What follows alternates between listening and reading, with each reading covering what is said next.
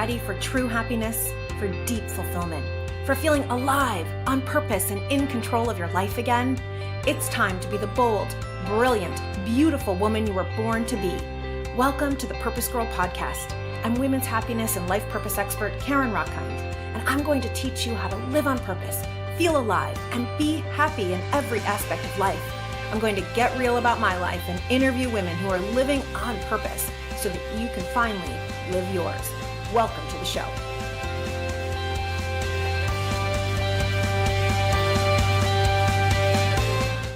Hello, Purpose Girls. So I've been very honest here about my fertility journey. Something I haven't talked about is that a few months ago, Josh and I decided to see a fertility doctor. And we left that appointment so excited. We finally had a path. We had a route. We were like on it. We were asking how soon we could start. And then the paperwork went off to the side when we went back to our office, back to work. And then it was New Year, and we were super excited about New Year for Purpose Girl and all the plans and me writing my books and creating a big event for you guys and the retreats that we were going to do. And then it was another month, and then it was another month, and then it was another month. And I realized that 6 months had passed, where I was focusing on what was in front of me, maybe what was comfortable in terms of work, because I am a recovering workaholic, because I love my work, right? What I had not been focusing on was necessarily this thing that was so meaningful to me, of pursuing becoming a mother. And rather than beat myself up over it, I took a step back and I said, this is what happens to all of us, right? How many of us get wrapped up into what is right in front of us or what we think is urgent, what we think has to be done now, instead of really saying what matters most to me. And if I look ahead 5 years from now, what will I be most upset that I didn't spend time on? And it's probably this. Not that I didn't spend time on more email or that I didn't spend time on creating another program, because all of that will happen. But given my age, this is the time for me to work on being a mom. And so it really got me thinking about this time situation, right? We ask everybody, how are you? And they all answer, I'm so busy. And that is not how we are going to become our happiest selves. So my guest today is the absolute expert in helping us to utilize time in a way that's meaningful and that will make us happier. She is soul sister, dear friend, colleague, mentor of mine, Valorie Burton. She's a best-selling author and founder of the Coaching and Positive Psychology Institute called CaPP. Valorie has served clients in over 40 states and 10 countries. She has written 12 books on personal development, including Successful Women Think Differently, What's Really Holding You Back, and her latest book that's coming up, It's About Time. She's a frequent guest expert for The Today Show, CNN, Dr. Oz, Oprah Magazine, NPR, Essence, and many more. She's spoken for hundreds of organizations, including GE, McDonald's, Borg Warner, Coca-Cola, and the U.S. military. Valorie has her master's degree in applied positive psychology from the University of Pennsylvania. Like I do, she has another master's degree in journalism because she's a total overachiever, and from Florida A&M University, a BA from Florida State University. She has over 50,000 subscribers to her weekly e-newsletter. And I can say from the bottom of my heart and soul and every cell in my body that Valorie is a genuine, kind, inspiring, loving friend and human. And I am beyond honored that Val, you are joining us on the Purpose Girl podcast. Welcome. Hey, Karen, thank you for that. Wow. It's my honor. Yeah. Girl, you have taught me so much. I mean, your books, everyone, we will have several of her in the show notes, several of her books go link to. And of course, her newest book we're going to talk about. Val, your most recent book, It's About Time, really highlights we got a time situation going on. Yeah. What is happening? Why is everyone so gosh darn busy, yet not happy? There are so many reasons, but I think one of the biggest is that we feel like things are urgent that are not. There are a lot of false urgencies. There's a lot pulling at us. We have more information coming at us than any people who've ever lived on the face of the planet. And so oftentimes what's happening is, as you were just talking about your fertility journey, when there's a lot in front of you, it's oftentimes we treat things as equal that really are not equal. And so we'll spend time on something because it's right there, because it's calling for attention, because there's an ad that popped up that matches perfectly with what we just clicked on last week that we liked, that we ignore. Well, wait, how did they know I wanted that dress? Exactly. That we ignore the thing that actually is meaningful, or we act as though those two things are equal. And so now I'm spending time on something that wasn't even on my list. It's not a priority. And I'm missing out on the thing that's actually truly meaningful.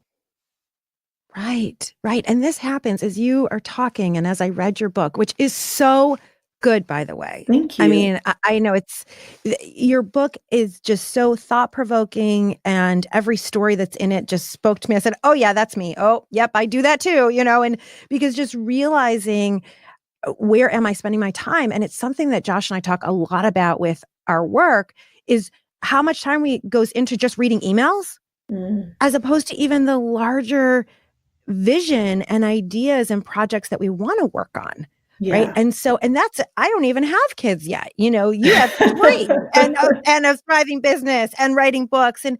And so I got the privilege, obviously you and I are friends, so I know, and I was with you throughout, your journey writing this book, but I'd love for everyone to hear from you. What led you to write a book about time? Because your other books are about being a successful woman, being a happy woman, positive psychology. So share with us what that journey was. Well, my mission is inspiring women, especially, to live more fulfilling lives. And I do that through writing and speaking. So I see this as a part of it. The subtitle of the book is The Art of Choosing the Meaningful over the Urgent. And the meaningful gives us a more fulfilling life.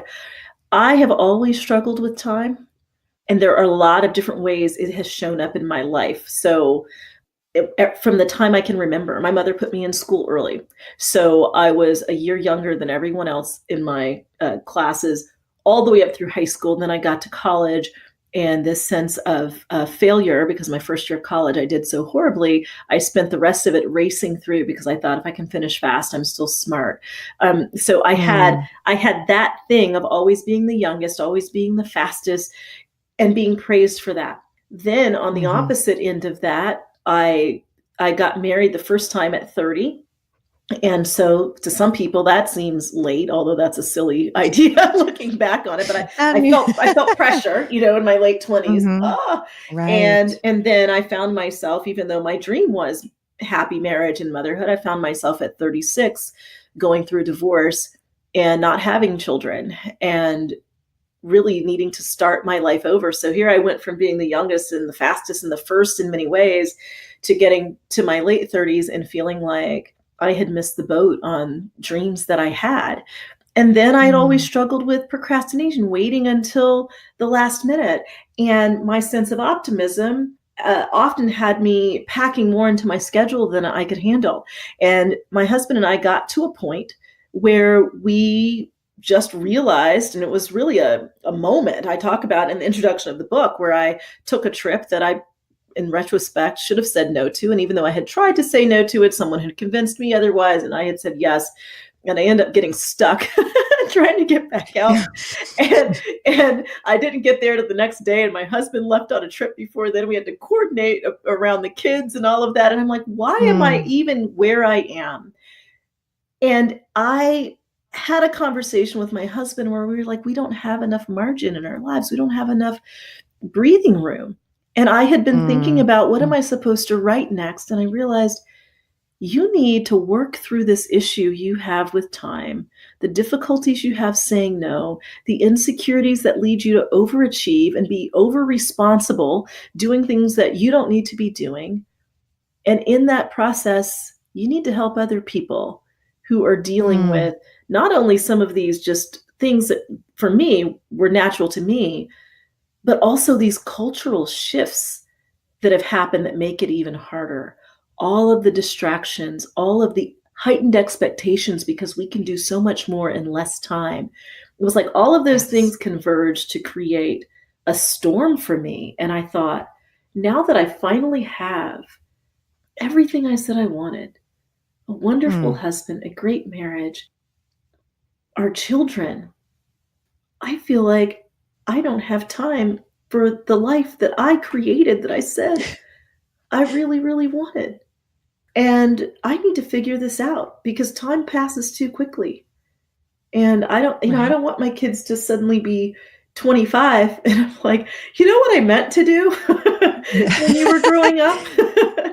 So that was Yeah. the impetus for this was me wanting to change my own life and in the process saying, how could I perhaps share some of this in a vulnerable way, backed up by research, talking about just meaning in life? How could I help someone else? Mm. This is so beautiful and so important, Val. I was speaking at a conference of lawyers a couple of years ago, and I was talking about this idea of being present and engaged. And a woman went, oh, it was like 200 women, but one of them in like the front row made a noise. So I paused, and she just decided to share. She said, I was with my daughter in the bath last night. The daughter was in the bath, and I was looking at my cell phone the whole time, Mhm. reading emails. And listen, I have been that, right? I can admit that, just a few days ago, Josh and I were talking about something. I can't even tell you what. And I just picked up my phone to look at Facebook. Like it wasn't even something that was like important, right? It was more reflex, right? Because the Yeah. little ding came up that I had some You message. had a And notification. so I had a notification, right? You talk about in your book how the gives us the dopamine surge and how we Yes. want it. It makes us want that. So do you notice that this issue with time, is it everybody? Is it a gender issue? Is this happening more with women? What do you notice here? There would be very few people who are not impacted by the culture that we live in and how it Yeah. has changed us with time. If you look at the history of technology and how we were living, let's say 200 years ago, where everything was really governed by nature, right? I mean, Mm. you'd had no electricity. Everything was about, when do you plant and when do you sow? Um, Mm. if you wanted to travel, it was how far could you walk or how far can your animals go? And you can only go so far because you know what? They got to eat and they got to get Mm. rest. And so do you, right? When everything Mm-hmm. became industrialized and precise, suddenly our sense of time changed in such a way that it really was about business. It was really about needing to be a certain place at a certain time. And we adjusted completely to that. And then as we got more and more technology, it's very interesting. I mentioned in the book John Maynard Keynes, who was the foremost economist in the 1930s. And he predicted that our generation, like his generation's grandchildren, would work about 3 hours a day if they wanted to, because so much of the technology was saving time, right? We got Mm-hmm. washing machines and electric irons, right? And we're getting Microwaves to make stoves dinner. and refrigerators and and so we always, and this is how products are marketed to us, it's going to save us time. But what we do Mm-mm. is we just stuff more into the time that we have. And Right. We so fill it. we feel it. And so our expectations continually are rising about what we are able to do. And so, when you say, oh, I just picked up Facebook to look for no reason, look, not only is it these cultural issues, but it's also the fact that we are wired in a certain way. The human Mhm. brain craves information. Human beings wanted information in a primitive sense because information helps you to survive. If I know what's going on in my environment, I can protect myself.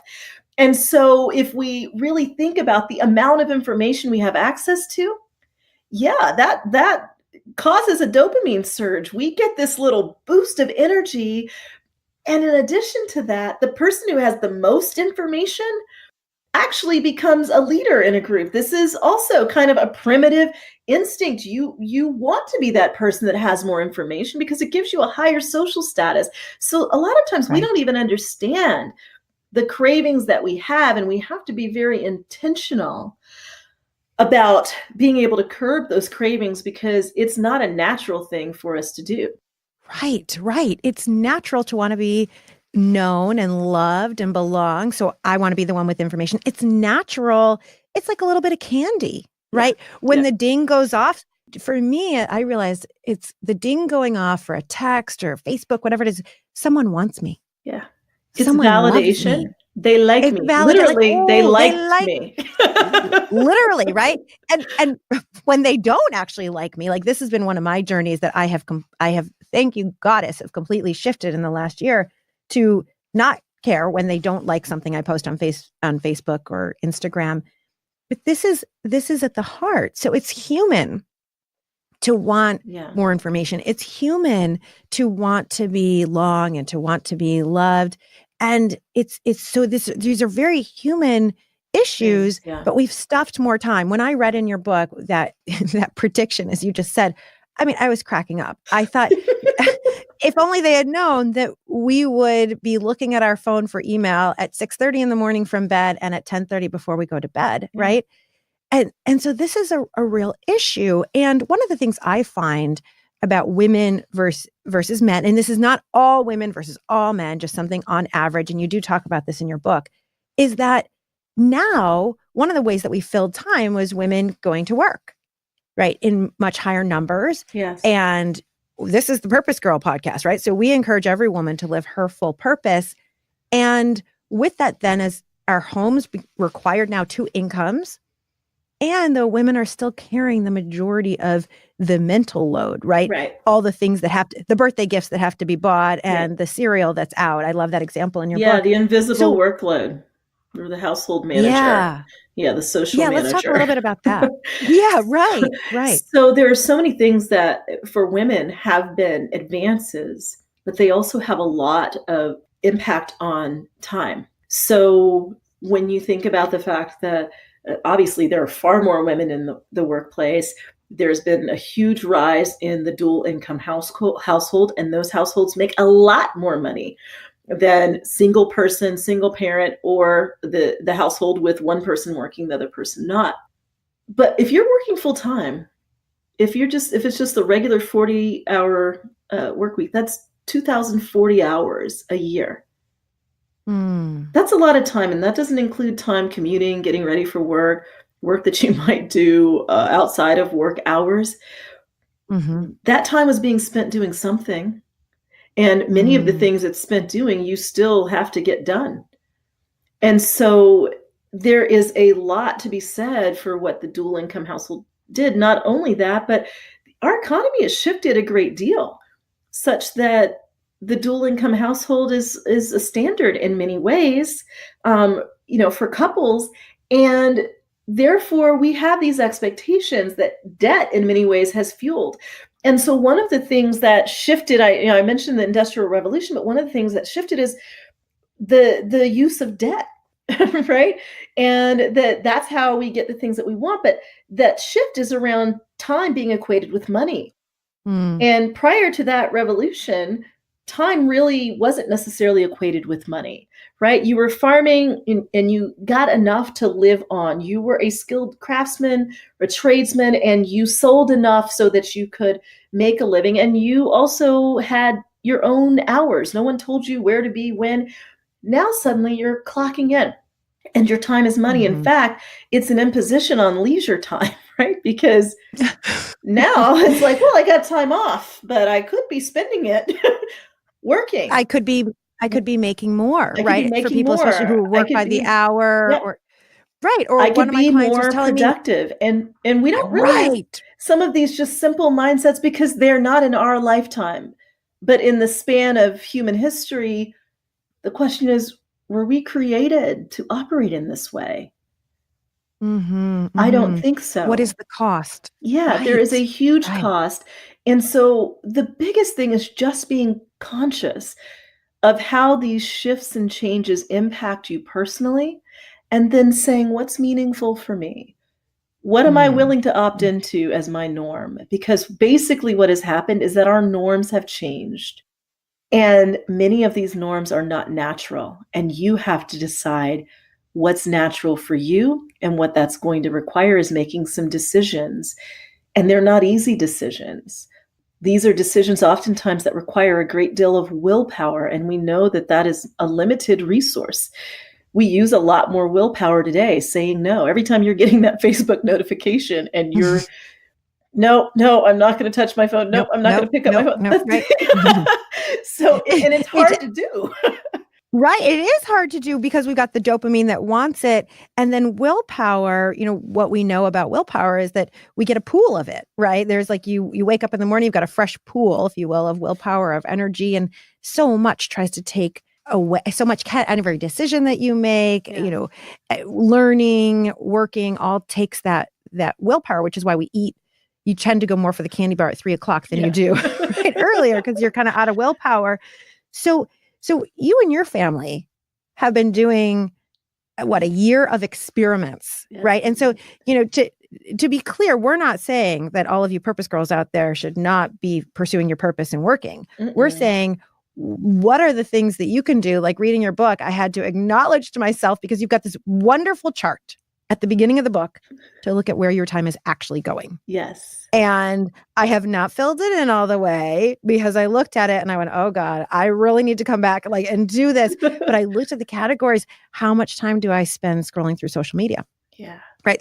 So I hear all the time and I think myself, oh, I don't have time for that. And it's like, but if I really looked at where I spend my time, I probably have more time than I think, or at least I could notice that I'm spending time on things that do not light me up, that are not meaningful. Yes. So take us through your journey. So you and your husband sat down after that conversation. You went on this trip, and what have you done? You did this chart. Tell us a little bit about your journey, and you call it experiments, that you guys did a bunch of experiments. And this is fantastic. Yeah. So in the book, I talk about, developing the temperament to experiment. And we really like the idea of experimenting because it's not about this big commitment to change. Okay, we're never going to do X, Y, Z again, or we're always going to do this now. Instead, it is saying, what could we try, whether it's for a week or for a month, to see how it works, how we could do things a little differently. So one of the first things we did is we created a whole year calendar. And I had gotten this idea. I had done a speaking engagement at a church in Jacksonville, and the co-pastor of that church told me, we do our calendar for the whole year because we've got 3 kids and my husband and I are traveling and we're writing books and all of this. So we put everything on the calendar for the year. We plan it out, and then we know where we have places that we could add things.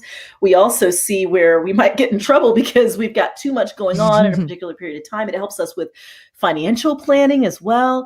And I was like, oh, that's so interesting. I had been at a point, and this is why we did the whole year calendar experiment, where it was around Memorial Day, and friends were talking about the vacations they were about to take. We realized we didn't plan a vacation. How did it get to be the end of May?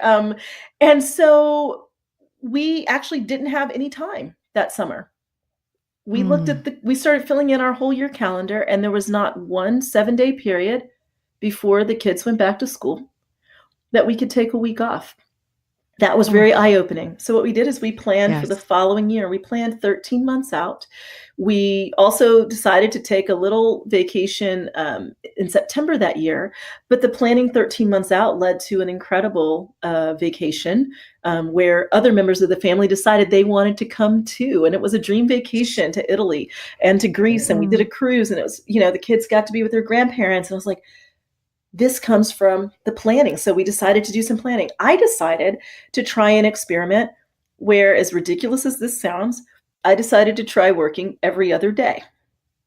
And I decided to try it for a month. And this stemmed from me remembering my own vision. Karen, when I was 20 years old, I recall one day I had just started journalism school, and I was pulling into my parking space at my apartment, and I had this flash of inspiration. It was, you're going to be an author. And I had no idea what kind of author. Was I writing novels? What was I writing? But are these comic books? What is that? What am I writing?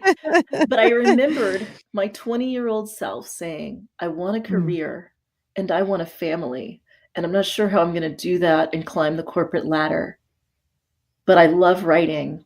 And maybe I could use my writing gift and still have a career, but I would have control of my schedule because I would have my own business. Wow. Your 20-year-old self was wise. But then when I got to be at the point where, I married my husband at 40, I was almost turning 41. I immediately became bonus mom to Sophie and Addie. And then Alex came along, we adopted him. And so, suddenly I had everything I had been aiming for, and it had been more than 20 years since that vision. And then suddenly I was acting as though I had the corporate job, that I had to be there at 8. I couldn't leave till 5. And I was like, well, what was the point of all this? You said you wanted to do this in large part because you wanted to control the schedule. So control the schedule. So try it. Right. Right. It's like saying to yourself, you are because Val has her own company. And so it's like you have your own company. You're the boss. You can set the hours. So you decided to go every other day. That sounds like terrifying and wonderful.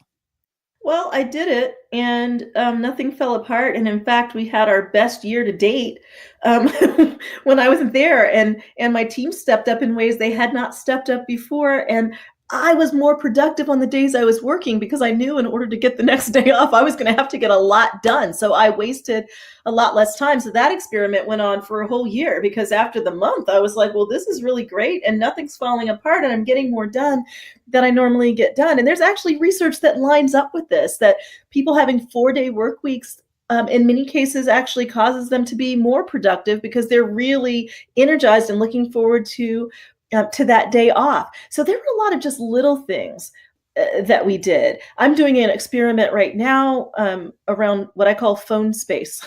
So if you think about, like, in a kind of a joking sort of way, you think about a relationship where you feel smothered, where you feel like, okay, the person's always there, they're always needy, they're always showing me stuff. Like, you might just say, I need a little space. This is how I feel about my phone. There is always something I could pick up my phone and do, and my phone is always calling on me. It's always sending me a notification, right? And so you crazy phone, you crazy phone. I need some space. So the phone space experiment is based on the research that shows that 95% of us have our phone within arm's length 24 hours a day. It's either on our desk, it's right next to us in the car, it's on the nightstand. So if we wake up, we can actually just pick it up. We say it's because we want to see what time it is, but we all know when we pick up the time and now there are notifications, then we go and we do something else. So just the act of putting your phone somewhere that you have to get up to go get it decreases those urges. This has been a great experiment. I love it. I love this. Yeah, I love it too, because I noticed, so I'm someone who tends toward anxiety and have since I was a little girl, and having my phone next to my bed, I do exactly what you just said. And so I too have had to not have it in the room. Like, let's just charge it elsewhere, because otherwise laying in bed, I'm like, oh, yummy, yummy. It's the morning. I pick it up, like you said, for the time. And then I'm, 6 feet under, and it's never bringing me joy. Yeah. I have this perception that it will bring me joy, but the scrolling and the looking through the emails while laying in bed does not bring joy. And so, and then it brings guilt sometimes because you meant to be doing something else. And what we really need to do with this phone thing is, the phone addiction it's really pervasive. I mean, there are a few of us that haven't had that experience of grabbing the phone for no reason at all, or feeling withdrawals when we don't have our phone with us. And one of the things I talk about is we have to, when we're feeling those cravings, sometimes you have to stop and say, what am I really craving right now? Often what we're craving is connection. Well, what other way could I get it? Right. Could I go have an actual conversation face to face with someone? Could I, maybe instead of texting, I could still use my phone, but maybe I could pick it up and actually call somebody. Remember when we used to do that? Isn't it crazy? Isn't it crazy? This thing is right next to us all the time. We used to have to walk into the one room that had the phone, right? It was on the wall in the kitchen and it was nailed to the wall. So, and the cord only went so far, and there was one of them in the whole household, right? I remember that time. I guess aging myself here. And here we're like obsessed with it constantly, and really looking at all of this and saying, well, what's healthy for me and what's not, right? Now, I want to go back because here you are a successful businesswoman. You've written 12, I think, books at this point. Mhm. So my rock star. You have 3 children, right? And have that invisible load that we talked about, all the things. So any woman who's out there and listening to this is like, well, that sounds nice, but I've got soccer to go to. I've got to get dinner on the table. I've got homework to do. I've got to get baths. Like, how do we? Is it a mindset shift?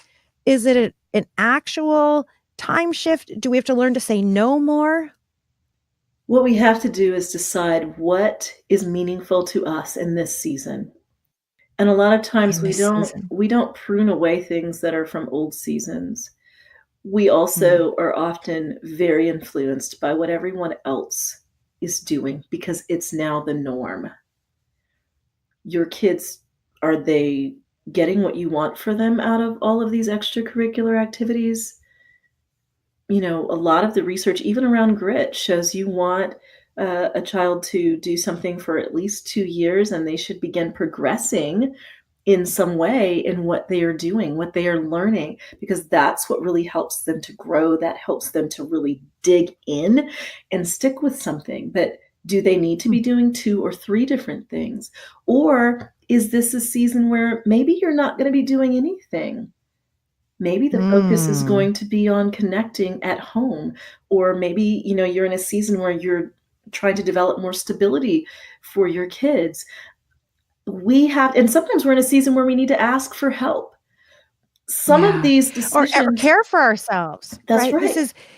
is, I tend to go on this cycle where I overprogram, I get over busy, and then I'll get sick. And then I'm like, okay, this, I'm done now. That pattern is over. I'm going to take Mhm, care of myself. I'm going to slow it down. I'm good at saying no.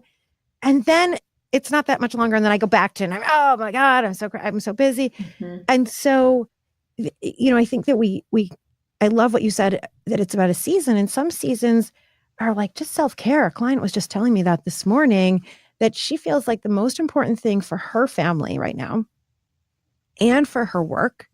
She's applying to grad school, applying for a new job, and she has a child. So she's a busy woman, right? She said the most important thing is focusing on my health right now, Yeah. that I am my healthiest self, that I'm actually eating the foods that are good for me, that I'm walking. And so being able, it's so tempting, right, Val? There's so much coming at us. It's so tempting to do something else. But I love what you're saying, really what's meaningful. What is meaningful? So this isn't just about, there are some seasons where there are things you can't drop, right? That it is what it is. But even in the midst of those seasons, what could you do that would be meaningful? How do you want to Mm, show up in those seasons of your life? It's important to have key markers in your vision that allow you to know that you're living your life in a way that holds meaning and is not just about addressing all those false urgencies. So, for example, one of our key markers now, one of the things that happened out of writing this book and doing our experiments is we ended up moving. We only moved a few miles away, but we mm, moved to a place that really was kind of dreamy for both of us. It's a horse farm. My husband grew up with horses. Um, and I now have a garden, which I've been talking about pretty mm, much my whole adult life.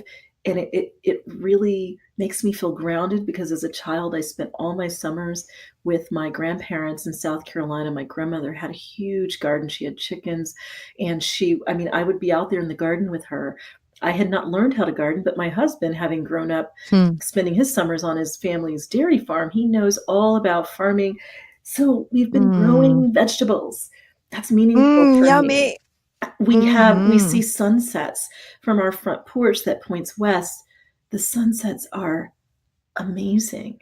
And so that is a Mm, ritual for us that we stop and look at the sunset. And now even the kids stop and look at the sunset. When we've forgotten, they remind us it's time to stop and look at the sunset. That doesn't take much time. As you know, when the sun's going down, when you catch it, you only have a few minutes to see the most right, glorious part of it. But that's a key right. marker. If I know that I was able to stop, go outside, or even if it's cold, look out the window and watch that sunset, That's for meaningful. 3 minutes. Yeah, Yes. these are memories Reading that we're that creating. story. Yes, reading that story about your 4-year-old saying, "Mommy, it's time to watch the sunset," in your Yes. book. I mean, it was just like I had chills in my whole body reading this that you have created, right? It's creating the rituals.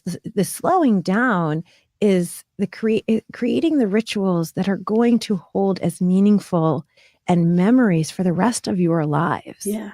And that this is what the kids will really remember, not that you ran around, that you, right? It was like, we watched the sunset, right? Now, one of the things I was really inspired by, you talk about how you and your husband on your honeymoon set a vision for your Yes. life. Yes. And this is really what it comes down to, right? We're in this like craziness. But if we have a vision, if we could stop for a moment today, tomorrow, this weekend, and really get clear on 5 years from now, 10 years from now, or I like to tell my clients, when you're 80, what do you want to be able to say about yourself as you make a toast to your 80th birthday party? Right? It's like so that you can actually create the vision and then you can have those markers to say, are we hitting it or not? And if not, am I hitting it or not? Then come back. Mm. So I was really inspired by you creating that vision. That's a way of life. Yeah, we talked a lot on our honeymoon about what we were wanting to create and what we want our lives to be. And we wrote on little scraps of paper from like the resort notebook, little notepads in the hotel. Yes. Oh, we never Love it. transferred it to anything. They're still in our bedroom, just a few little pieces of paper. But one of the things that we said is that we wanted to create a unique experience and an adventure for our family. And that really Mm, guides us. I mean, when we were frustrated with ourselves because it was the end of May and we hadn't figured out vacation, which is hard for mm, a pilot because, you know, a lot more flights in the summertime taking everyone else on vacation. It's hard to get vacation. right. But we were like, what would be an adventure? Mm, And I had always wanted to go to Italy and I had not been. And my husband is working on a children's book about two Italian mice in search of the island of Parmesan cheese. And so we yes. thought, you know what? Oh, We'll tell the yes. kids that we're going to Italy, but we're doing research here. we gotta research what's going to happen in this children's book, um, and that's adventure for us. And we actually spent like one of the nights when we went to Rome, we actually roamed the streets. Like, what would they be doing? And believe it or Ooh. not, this is amazing. We were going through this alley and it was almost, I called it a God wink because we looked down at the ground and there was a little hole in this ancient like stone building and someone, it would look like a mouse hole, which I don't like Mm. mice, but it was a mouse hole. Someone had drawn a picture of Tom and Jerry and it was like pointing, it was an arrow pointing like this is a mouse hole. And we took that as like confirmation, keep working on this children's book. But we approach things Yes. as adventure. Sometimes we don't have a week or 2 weeks, but we will take what time we have and say, let's go on an adventure. Let's use these travel privileges and all of my miles. We did that a couple months ago. We took a trip to Paris and it was only a 4-day trip, but we're like, Right. let's go on this adventure. So We're gonna go. Yeah. when we moved to the farm, it was an adventure. And the fact that we had a vision told us, well, you know what? Our home now is part of the adventure. And we Mm. approach it in that way. So have a vision for what it is that you want. And it guides you, it gives meaning. So when we were trying to make that decision, do we move? Do we not move? It's like, but the life that we've said we want is a unique experience and it's an adventure. And this is nothing if not a unique experience. Absolutely. I mean, now because you have horses, right? And you have a landing strip. And Yeah. I mean, so because your husband's a pilot. So yeah, and now you have what a unique adventure to do the nightly sunset Yeah. ritual, right? Yeah. So I love this, having a vision and then continuously working for it. And you talk about this in your book. It doesn't have to cost a lot of money. It does You not. don't have to go to Paris or Italy, right? Nope. An adventure, and those are Val's words, right? So for you, it's a unique adventure. For someone else, it could be serenity, might be your vision, and whatever it is. And you can do that as a staycation. You can do that for a day at home, for the 5 minutes of a day, and bring yourself The back. staycation was a part of our experiment. I mean, we did, Mm-hmm. okay, let's take some time to, what are we going to do? We're going to go for a hike, or we're not going to do anything at all. I mean, if you've thought about like me growing the vegetables, I do that with the Mm, kids. Like, and yeah. it's so fun for them to see things grow and how that works. I mean, it's the simple stuff. It is, can you be in the moment? I mean, don't beat yourself up because you weren't all day, but did you have a moment today where you looked that person that's important to you in the eye and you put all the electronics away? Could you have dinner tonight and not have to watch TV and scroll Facebook or Instagram while you're doing it? Could you just savor the meal that you're having? Sometimes, in life, we end up having to do things we wouldn't have wanted to do. I talk in the book about, my mother having a brain aneurysm, and I was 28 at the time, and the key marker there was just doing what needed to be done in that Mm, season of life and letting mm, go of all the goals I had at that time because there was no way to accomplish those during that mhm, season. But I wouldn't have it any other way. Like, there are times when things happen that you would not like to see happen, but the question is, what is meaningful then? What will you wish you had done looking back? Whatever your answer is, do that thing. And then mhm. for the big stuff, don't miss it. Like I said, Yeah. my husband's a pilot, so we can fly places. So don't take that for granted. Do it. There are things Mhm. that you have at your disposal that you might take for granted that you could do fun stuff with that would create great memories. Do that. Don't keep putting it off and saying, "Yeah, one day we're gonna do XYZ." Do it now while Right. you Do it can. now. This is all so profound and so important because, for me, it took being robbed at gunpoint, right? There had to be a gun at my head in order to actually like pursue my dreams. And that's Mm, really what woke me up. And, a dear friend of mine, she was telling, I want to go to Italy. I want to go to Italy. I want to go to Italy. And I said, so go. Oh, my husband doesn't want to go. He doesn't like to fly. Okay. Well, how else can you go? Okay. Well, there's a friend of mine wants to go, and a church. I'll wait for the church group to go.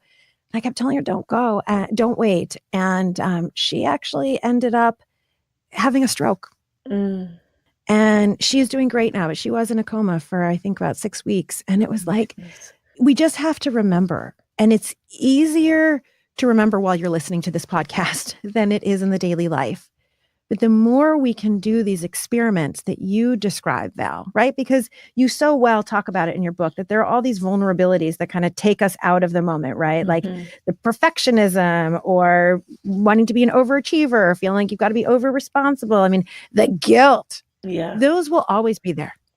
The tendency, the pull for those will yeah. be there. And we get to pull ourselves back to this moment Mhm. and what would be meaningful today. Absolutely, and it's a choice.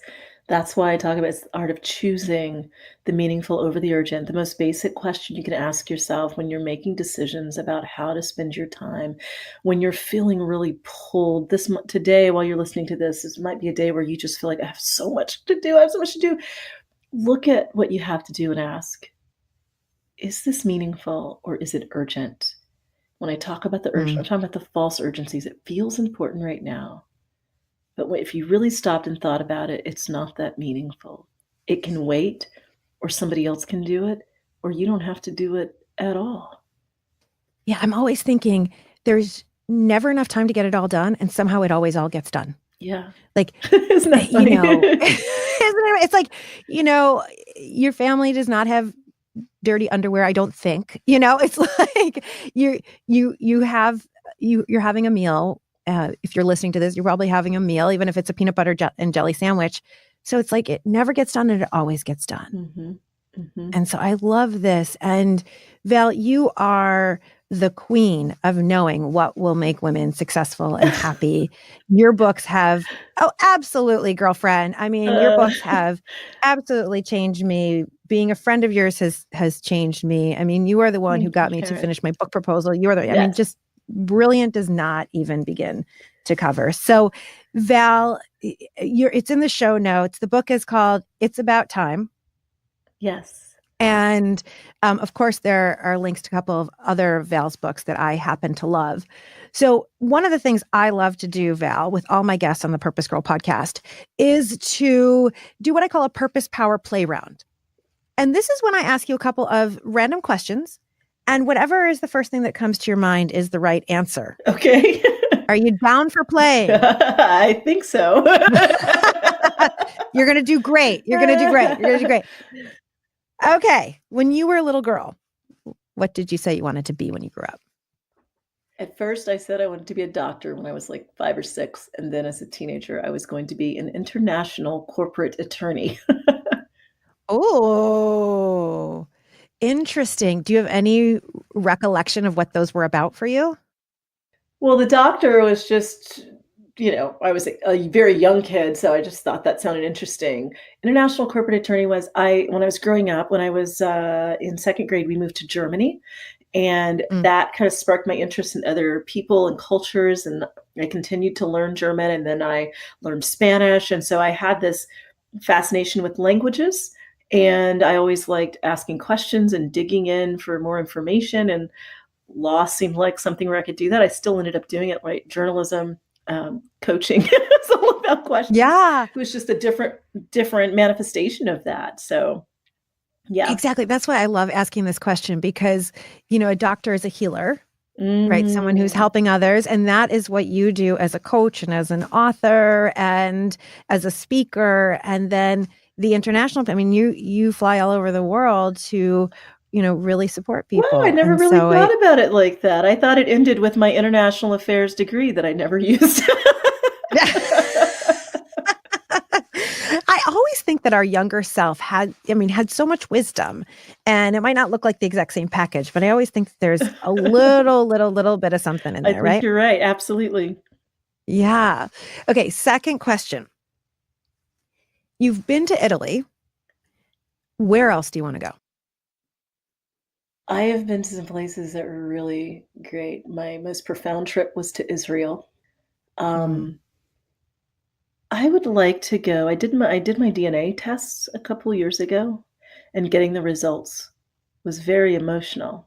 I didn't mm, expect it to be as emotional as I was because as an African American, most of us don't know what country or countries we are from. And of course, taking the test, they don't ask you anything about your background. So it was fascinating when the results came back, just as I would have expected for the west coast of Africa and Great Britain and Ireland, which is what I had been able to trace.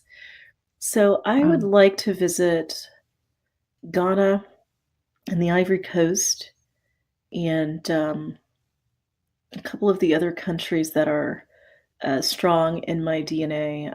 I would like to see where my ancestors walked and where they came from.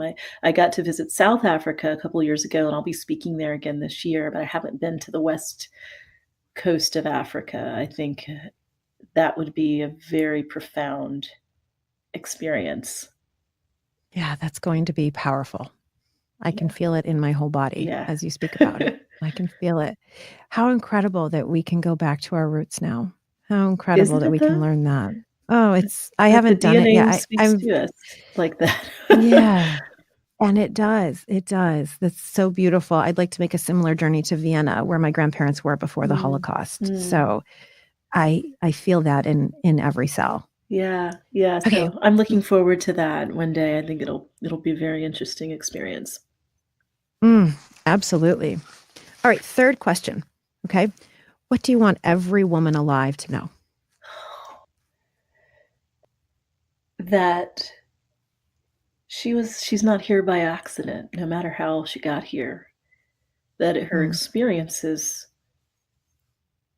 even the negative ones, can shape the purpose that she is uniquely designed for.